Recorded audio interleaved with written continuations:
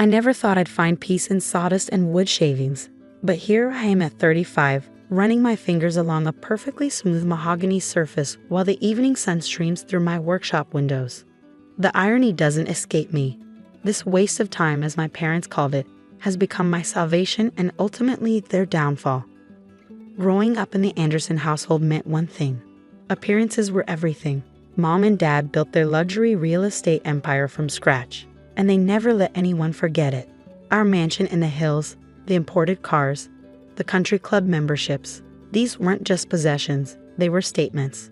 The Anderson name means excellence, Dad would say, straightening his Armani tie while examining his reflection. We don't settle for anything less. I was 13 when I first discovered woodworking in shop class. Mr. Peterson, my teacher, noticed how I lingered after class, fascinated by the way he could transform raw lumber into beautiful functional pieces. "You've got a natural eye, Michael," he said, showing me how to use a lathe. Some people see wood as just material, but others, they see the potential inside. That summer, I spent every spare moment in Mr. Peterson's workshop, learning techniques, understanding different wood types, and making small projects. When I brought home my first creation, a delicately carved jewelry box for Mom, I thought they'd finally see that I had found my calling. "Oh, honey," Mom said, holding the box like it might bite her. "This is quaint, but surely you don't want to pursue this as more than a hobby. The Anderson name stands for luxury real estate, not—" She paused, wrinkling her nose. "Manual labor." Dad was less subtle. "No son of mine is going to be a glorified carpenter. You're going to college for business, then joining Anderson Properties." End of discussion. But it wasn't the end. Throughout high school, I maintained perfect grades, just to keep them off my back, while secretly apprenticing with Mr. Peterson on weekends. He became more than a mentor. He was the father figure who actually listened to my dreams instead of trying to reshape them into his own image. College was a battlefield of different expectations. I enrolled in business classes to appease my parents but took every woodworking and design course I could find. My dorm room became a mini workshop, much to my roommate's initial annoyance, though he changed his tune when my custom furniture pieces started selling to other students. "This is just a phase," Mom would say during our weekly calls. "Once you graduate and start working with your father, you'll understand the importance of maintaining our family's status." I graduated summa cum laude with a business degree, just as they wanted. But instead of joining Anderson Properties, I took my savings and the money I'd made from selling furniture in college and rented a small workshop space on the outskirts of town. The day I told them about my decision, Mom actually cried. Not proud tears. These were the tears of someone who felt personally betrayed. Dad's face turned that dangerous shade of red I remembered from childhood disappointments. "You want to throw away everything we've built?" He thundered. "We are Andersons. We sell multi-million-dollar properties. We don't build furniture like common laborers." "I'm not asking for your approval," I said, my voice steadier than I felt. "I'm informing you of my decision." "Then you're on your own," Dad snapped. "Don't come crawling back when this little rebellion fails." The first year was hard, harder than I'd ever want to admit to them. I lived in a tiny studio apartment, ate ramen noodles more often than not, and poured every cent I made back into the business. But slowly, steadily, my reputation grew. It started with custom pieces for local clients. Word of mouth spread, and soon I was getting commissions from neighboring cities. My modern take on traditional craftsmanship caught the eye of a home design magazine, and their feature article opened floodgates I never expected. Wealthy clients began commissioning entire homes' worth of furniture. Interior designers sought exclusive pieces for their high-end projects. My waiting list grew to months, then years. I expanded the workshop, hired skilled craftspeople who shared my vision, and opened a showroom in the city's arts district. Through it all, my parents maintained their distance, aside from the occasional passive-aggressive message through mutual acquaintances. "Such a shame about Michael," they'd say at their country club gatherings. "He had such potential." I was reviewing designs for a major hotel chain's custom furniture order when I received the call that would change everything. The number was unfamiliar, but something made me answer. "Michael Anderson?" A woman's voice, professional and clipped. "This is Patricia Martinez from the Securities and Exchange Commission. We need to speak with you about Anderson Properties and your parents, Robert and Eleanor Anderson." The next few hours were a blur of revelations. Anderson Properties, that pinnacle of luxury real estate, was built on a foundation of sand.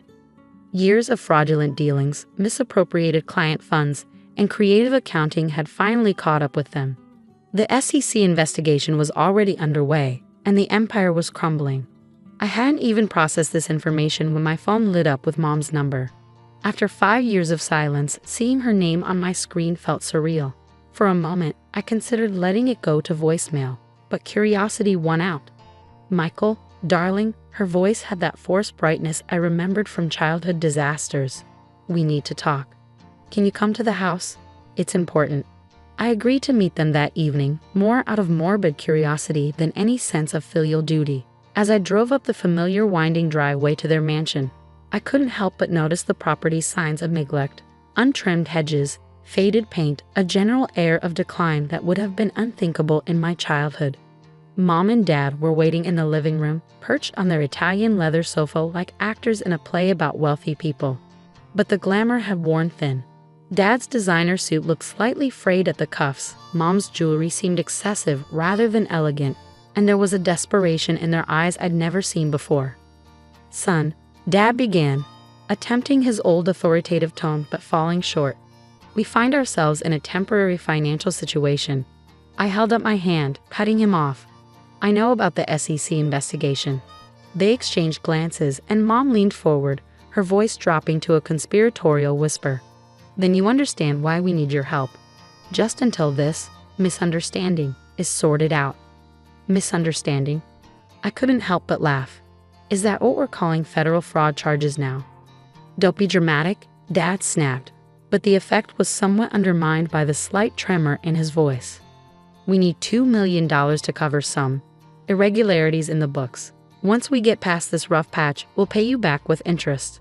I sat there, stunned by their audacity. "Let me get this straight," I said slowly. "You want $2 million from your son, a glorified carpenter, the one who's wasting his life on manual labor?" "Well, we've heard your little furniture business is doing quite well," Mom said, trying to smile. "And family helps family, darling, you know that." "Family helps family," I repeated, the words tasting bitter in my mouth. Where was that sentiment when I needed your support? When I was starting out? When I was struggling to make ends meet? That was different. Dad waved his hand dismissively. "That was you being stubborn, choosing a lower path. This is serious."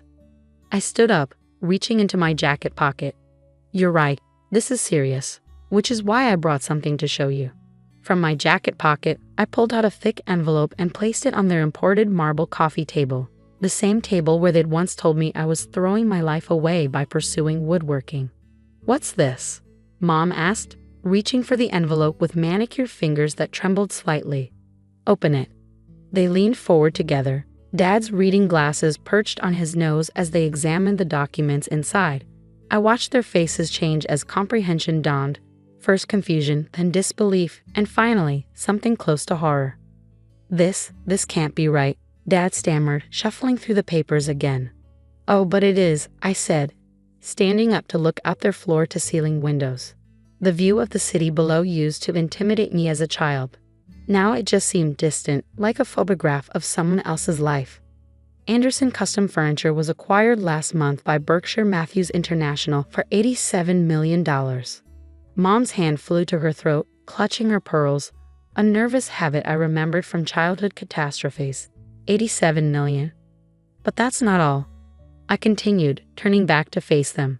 The deal includes keeping me on as CEO of the expanded luxury furniture division, with full creative control and a significant stake in the parent company. But, Dad's face had gone from red to pale, the papers shaking in his hands. "You make furniture. You work with your hands. This isn't possible." I couldn't help but laugh. "You never did understand what I was building, did you?" "Yes, I work with my hands. I also run a company that employs 50 master craftspeople, has showrooms in 3 cities, and a 2-year waiting list for custom pieces. My furniture is in hotels, museums, and celebrity homes across the country. That little hobby you mocked, it's now worth more than Anderson Properties ever was, even before your fraud came to light." They sat in stunned silence, the weight of their mistakes finally sinking in, the fraudulent dealings that were about to destroy them, the son they dismissed who now had the means to save them. The bitter irony of it all seemed to physically age them before my eyes. "So you'll help us?" Mom's voice was small, hopeful. "You can spare $2 million clearly. We're your parents, Michael. Despite everything." I held up my hand, stopping her. "I brought these documents for 2 reasons. First, to show you that success doesn't always look the way you think it should. And second, to make it perfectly clear that my refusal to help isn't about money. It's about choice." "What are you saying?" Dad's voice had lost its usual commanding tone. "I'm saying no. Not because I can't afford it, but because you need to face the consequences of your actions. Just like I had to face the consequences of mine when I chose this path." "But we'll lose everything," Mom wailed, mascara beginning to run down her cheeks. "The house, the cars, our reputation." "Yes," I nodded, "you will. And maybe that's not such a bad thing. Maybe it's time to learn what really matters." Dad stood up suddenly, his face darkening with familiar rage. "You ungrateful little. After everything we did for you, everything we sacrificed." "Sacrificed?" I cut him off, my voice sharp. "Let's talk about sacrifice. Let's talk about living on ramen noodles for a year while building my business. Let's talk about working 18-hour days until my hands bled. Let's talk about doing it all without a penny of support from my family because they were too ashamed of my chosen profession." They flinched at my words, but I wasn't finished. "You know what the difference is between us? When I sacrificed, it was for something real. Something I built with my own hands, something that brings beauty and value to the world. You sacrificed your integrity, your honesty, and ultimately your freedom, all for the appearance of success." A heavy silence fell over the room. Outside, the sun was setting, casting long shadows across their expensive furnishings. How many of these pieces, I wondered, had been bought with stolen money? What will happen to us?" Mom's voice was barely a whisper. "The SEC investigation will run its course. You'll probably face charges. You'll definitely lose the business and most of your assets." I stated these facts calmly, without malice. "But you won't be homeless." They looked up, hope flickering in their eyes. "I own a small apartment building near my workshop, one of my first real estate investments. Nothing luxurious, but clean and well-maintained. There's a ground floor unit that will be available next month. It's yours if you want it." "A ground floor apartment?" Mom looked aghast. "But what will people think?" "They'll think you're facing the consequences of your actions with whatever dignity you can muster," I replied. "The choice is yours." I stood to leave, but paused at the door. "Oh, and one more thing. The building's maintenance shop has a small woodworking area. If you're interested in learning, Dad, I know someone who teaches beginners. It's never too late to work with your hands." The next few months unfolded exactly as I predicted.